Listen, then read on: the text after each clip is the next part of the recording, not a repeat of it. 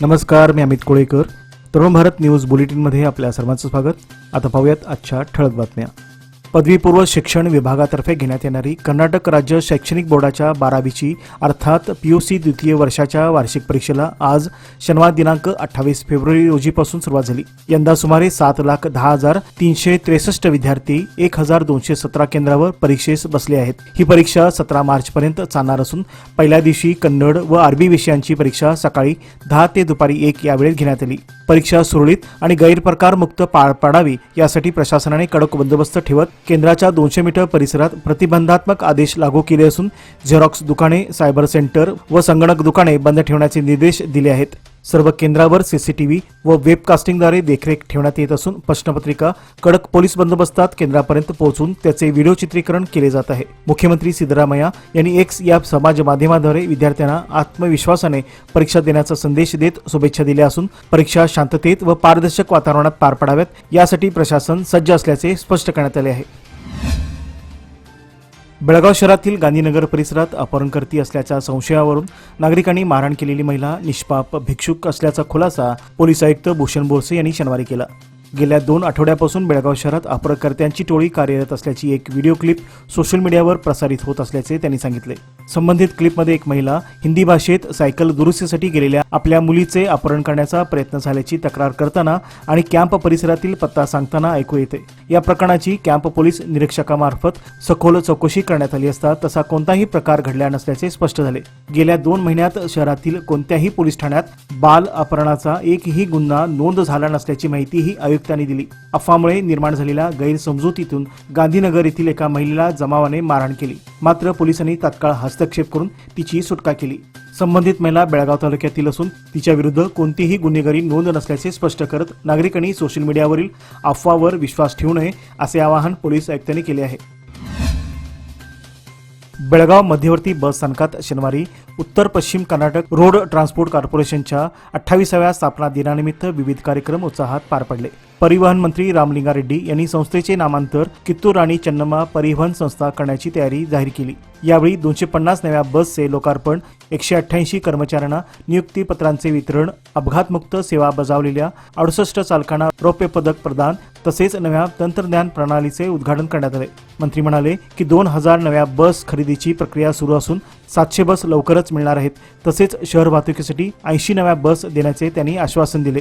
कार्यक्रमास जिल्हा पालकमंत्री सतीश जारकिहोळी, महिला व बाल विकास मंत्री लक्ष्मी हेब्बाळकर, संस्थेचे अध्यक्ष भरमगौडा राजू कागे यांच्यासह विविध लोकप्रतिनिधी, अधिकारी, कर्मचारी आणि नागरिक मोठ्या संख्येने उपस्थित होते. वस्तू व सेवा कर अर्थात जीएसटी चुकवेगिरी विरोधात मोठी कारवाई करत डायरेक्टरेट जनरल ऑफ जीएसटी इंटेलिजन्सच्या बेळगाव झोनल युनिटने बेळगाव जिल्ह्यातील तब्बल ₹596 कोटींच्या बनावट इनपुट टॅक्स क्रेडिट अर्थात ITC रॅकेटचा पर्दाफाश केला आहे. संशयास्पद जीएसटी नोंदणीची सखोल छाननी केल्यानंतर तपासाचा धागा बेंगळुरूस्थित MS स्टार टॅक्स कन्सल्टंट या फर्मपर्यंत पोहोचला. विविध राज्यातील शेल कंपन्यांच्या माध्यमातून वस्तू किंवा सेल पुरवठा न करता बनावट बिले व ई बिले तयार करून सुमारे ₹235 कोटींचे बेकायदेशीर ITC हस्तांतरित केल्याचा आरोप आहे. या प्रकरणात नोंदणीकृत जीएसटी प्रॅक्टिशनर मोहम्मद सैफुल्ला हा मुख्य सूत्रधार असल्याचे उघड झाले असून त्याला केंद्रीय वस्तू व सेवा कर अधिनियम 2017च्या कलम 69 अंतर्गत अटक करण्यात आली आहे. न्यायालयीन कोठडी सुनावण्यात आलेल्या या प्रकरणाचा पुढील तपास सुरू असून विशेष सरकारी वकील ॲडव्होकेट सतीश कराळे यांनी कारवाईची माहिती दिली.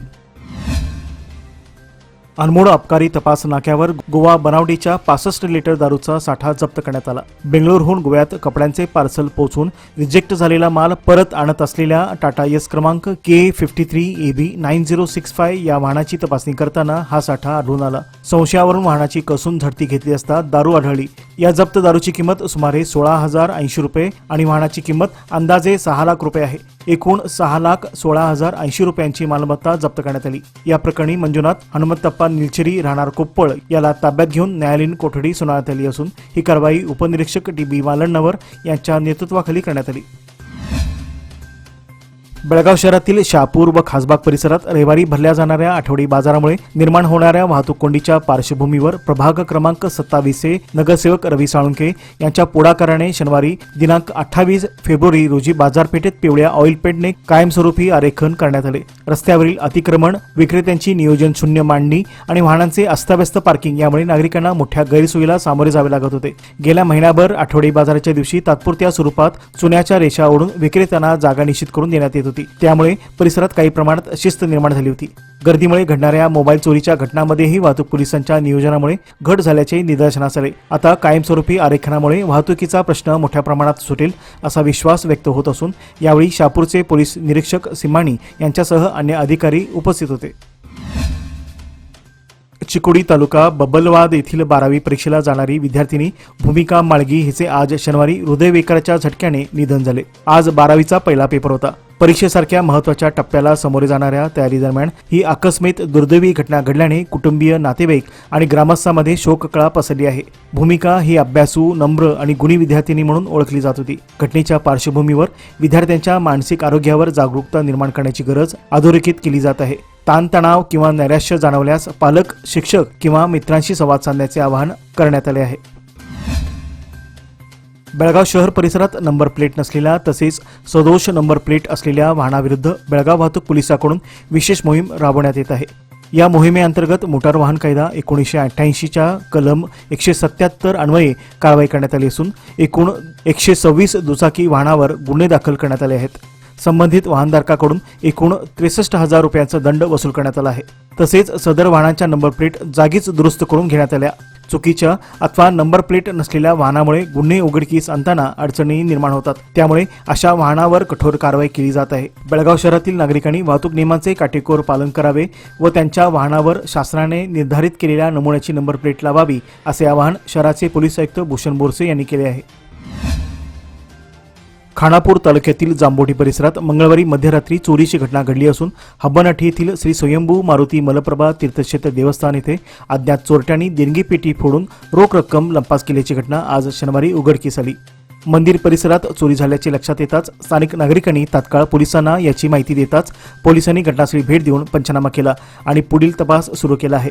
या घटनेमुळे भाविकांमध्ये संताप व्यक्त होत असून मंदिर परिसरात सुरक्षा व्यवस्था वाढवण्याची मागणी केली जात आहे। पतंगाने मला काय शिकवले सांगू? वर जाता जाता दोर सुटू देऊ नका। थोडी तरी इन्व्हेस्टमेंट एफडी मध्ये नक्की करा, कारण एफडी आहे तर स्टडी आहे। लोकमान्य एफडी सोबत मिळवा best interest rate. Lokmanya FD आहे तर स्टडी आहे।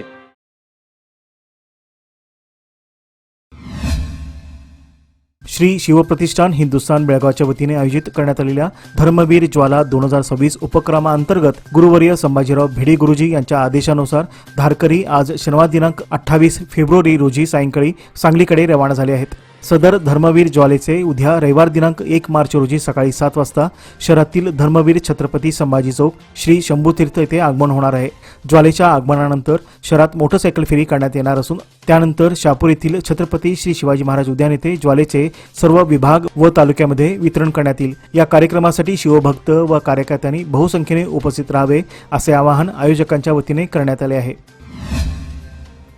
औषध साठा उपलब्ध करणे, डॉक्टर पदांची भरती, बदलीत सुधारणा, कंत्राटी कर्मचाऱ्यांचे वेतन आणि सेवा सुरक्षा यासह विविध मागण्यांची तातडीने पूर्तता करण्याची मागणी कर्नाटक सरकारी वैद्यकीय संघटनेतर्फे करण्यात आली असून 11 मार्च पासून काळ्या फिती बांधून प्रतिकात्मक निषेध आंदोलन सुरू करण्याचा इशारा देण्यात आला आहे।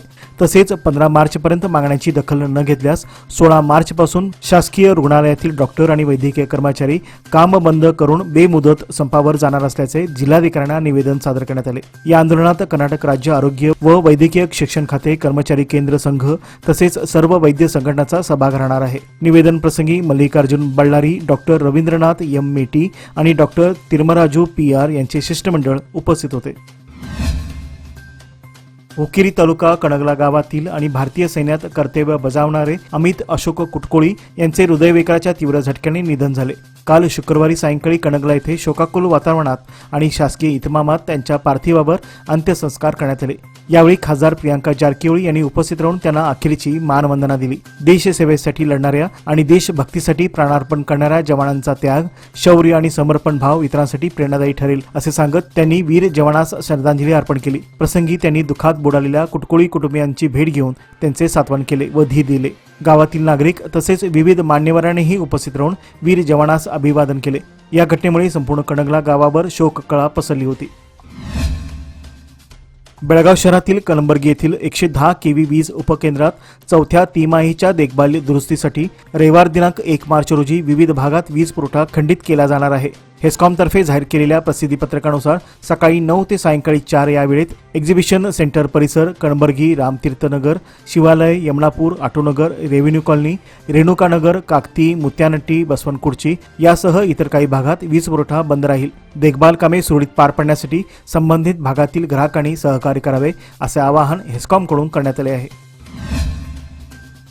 बँकिंग नियमांचे उल्लंघन केल्याप्रकरणी बेळगाव जिल्हा मध्यवर्ती सहकारी बँकेवर भारतीय रिझर्व्ह बँकेने 2 लाख रुपयांचा दंड ठोठावला आहे।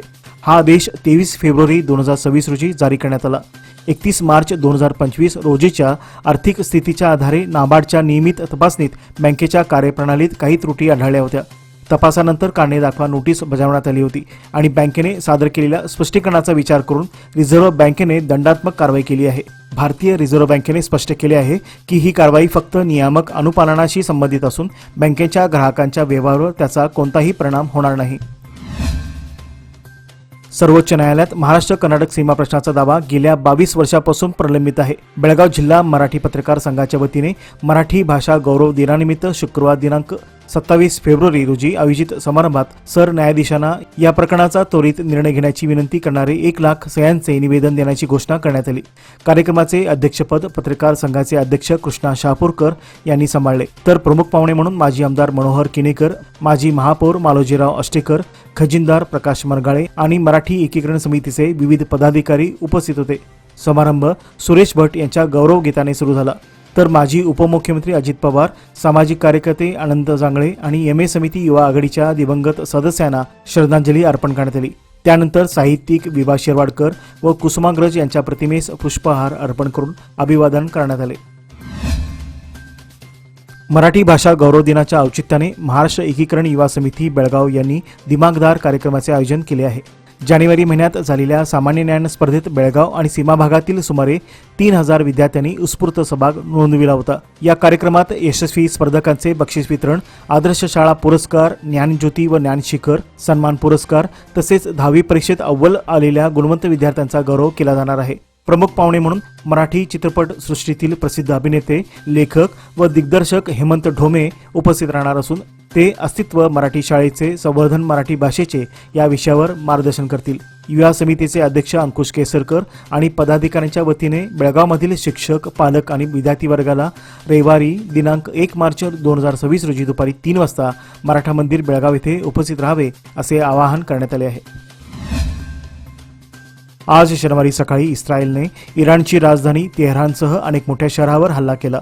IRNA वृत्तसंस्थेच्या वृत्तानुसार दक्षिण इराणमध्ये झालेल्या या हल्ल्यामध्ये 40 विद्यार्थिनींचा मृत्यू झाला असून इतर 45 नागरिक जखमी झाले आहेत। प्रत्युत्तरादाखल इराणने इस्रायलवर सुमारे 400 क्षेपणास्त्रे डागली। इस्रायल व्यतिरिक्त इराणने कुवेत, कतार, बहरीन आणि सौदी अरेबियातील अमेरिकन तळावरही हल्ला केला। इराणने UAE मधील सर्वाधिक लोकसंख्या असलेल्या दुबईलाही लक्ष्य केले। खरं तर इस्रायलने इराणचे गुप्तचर मंत्रालय, संरक्षण मंत्रालय, सर्वोच्च नेते खामेनी यांचे कार्यालय आणि इराणच्या अणुऊर्जा संघटनेला लक्ष्य केले। हल्ल्यानंतर खामेनी यांना सुरक्षित ठिकाणी हलवण्यात आल्याचे समजते। याचबरोबर आजचे बातमीपत्र येथेच संपले। अधिक माहिती आणि ताज्या घडामोडीकरता पाहत रहा तरुण भारत न्यूज चॅनल। तसेच आमच्या चॅनलला लाईक, शेअर आणि सबस्क्राईब करायला विसरू नका। विश्वासार्ह बातम्यांसाठी दररोज वाचा दैनिक तरुण भारत। धन्यवाद।